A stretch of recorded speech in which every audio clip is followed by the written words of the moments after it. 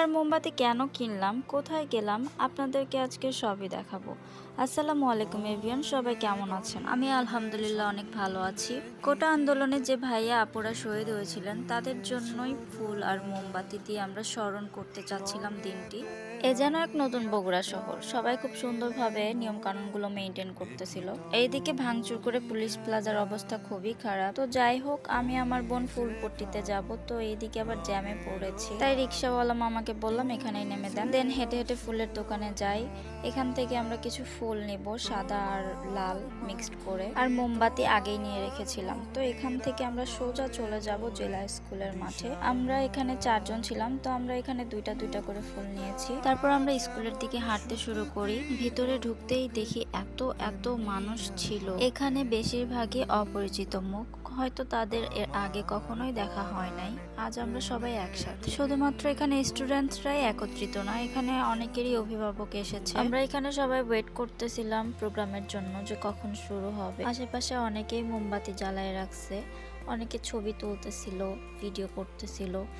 এই সুযোগে আমিও একটু স্ন্যাপ করে নিই। আর আমি খুবই নড়াচড়া করি ছবি তোলার সময় বা ভিডিও করতে গেলে। ঠিকভাবে যে একটু দাঁড়ায় থাকবো এটা আমাকে দিয়ে হয় না। আমার ছবি তুলতে গেলে যে কেউই বিরক্ত হয়ে যায়, কারণ আমি তাদেরকে একটু পর পরই বলি, হয় নাই পিক উঠানো, হয়েছে কেমন হয়েছে ছবি, এমনি আমি তাদেরকে জ্বালাইতে থাকি। বড় ভাইয়েরা এদিকে সবাইকে বসতে বলতেছিল, প্রোগ্রাম শুরু হবে, তো ড্রোন দিয়ে এদিকে সবার ভিডিও করে নিচ্ছিল। আমরাও সবাই এখানে মোমবাতি ফুল নিয়ে রেডি, শপথ শুরু হবে।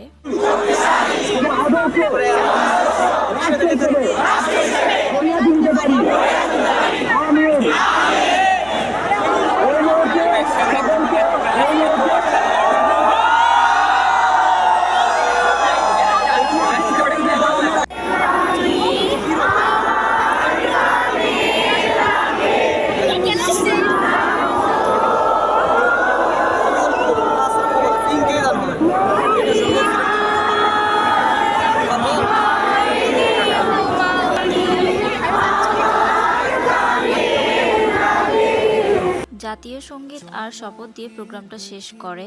দেন এখানে ফানুস উড়ানো হচ্ছিল, একটা অলরেডি উড়ানো হয়েছে। দেন এটা এতই চেষ্টা করতেছিল বাট হচ্ছিলই না। ছোট বোনকে বললাম আমি তো ভিডিও করতেছি, আমার একটা ভিডিও করে দাও না, তো আবার পিছন থেকে আমার একটা ভিডিও করে দিচ্ছিল। আমি লং টাইম এখানে ওয়েট করতেছিলাম একটা ভিডিও নিব দেখে, বাট শেষ পর্যন্ত আর হলোই না। তাই আপুকে বললাম চলো চলে যাই, এটা আর হবে না। দেন এখান থেকে গল্প করতে করতে বের হচ্ছিলাম। দেন আপু বলল আয় 4 জনে একটা ভিডিও করি। দেন ফুল আর মোমবাতিতে ভিডিও করতেছিলাম। তারপর হাঁটতে হাঁটতে দেখি এই আইসক্রিমগুলো বিক্রি করতেছিল। এই আইসক্রিমগুলো আমরা ছোটবেলায় আগে অনেক খাইতাম। পুরোনো দেয়ালগুলো যেন নতুন একটা রূপ পেয়েছে। এই ছাত্র সমাজকে আমরা যতই শুকরিয়া আদায় করি না কেন কম হয়ে যাবে। যাই হোক, আজকের ভিডিও এই পর্যন্তই। আল্লাহ হাফেজ।